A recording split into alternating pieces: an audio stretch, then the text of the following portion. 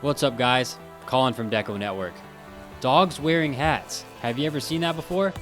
Tony Choi sure has.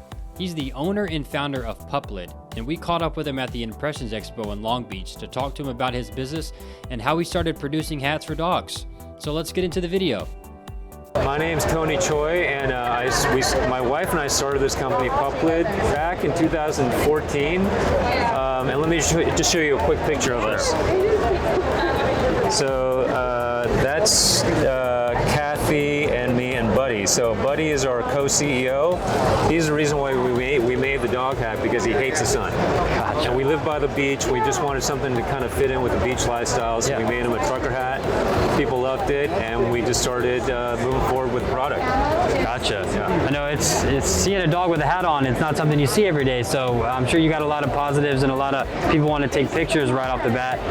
At what point did it kind of spark in your mind that, hey, we can turn this into a business? Right.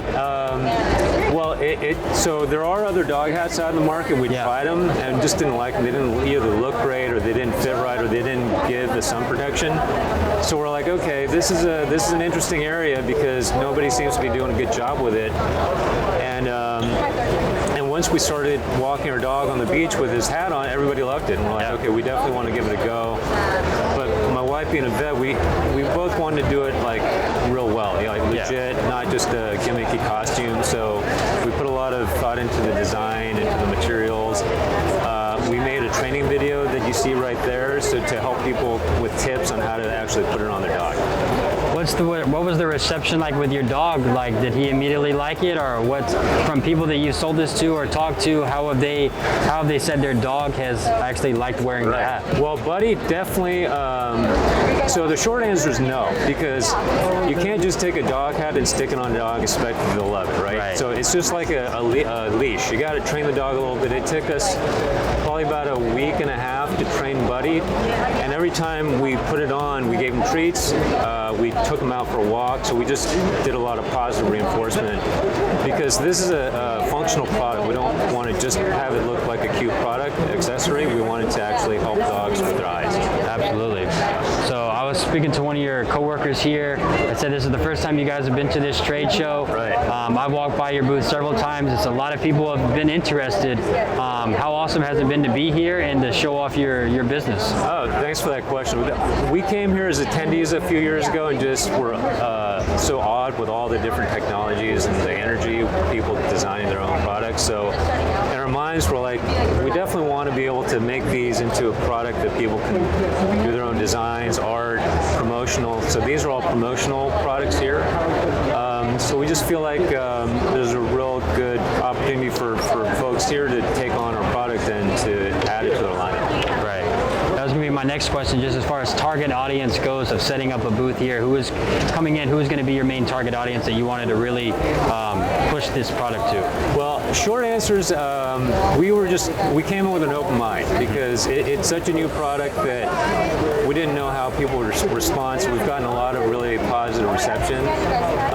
Right now, we aren't quite selling wholesale, so we're sort of in between selling retail and going out with wholesale.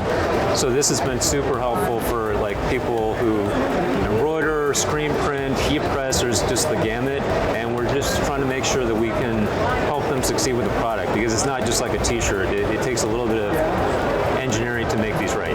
Right. You said 2014 is when you started this? Well, that's when we got the idea, and then we actually filed a patent that got approved in 2018. So we had a patent on the design, and that's what gave us a little bit more confidence that, you know, we can go and make this into a business without getting knocked off in 2 years. Right.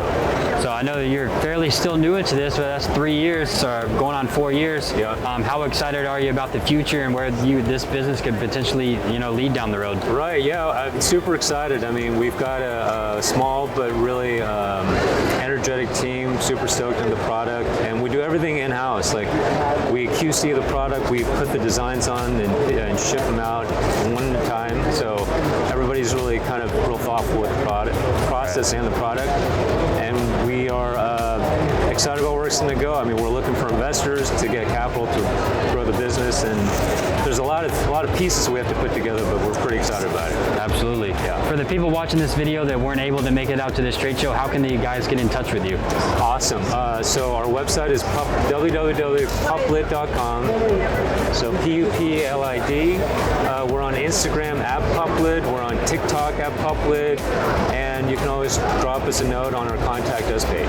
Awesome. Well, really appreciate you taking the time, and best of luck for your business. Awesome. Thank you very much. Appreciate it.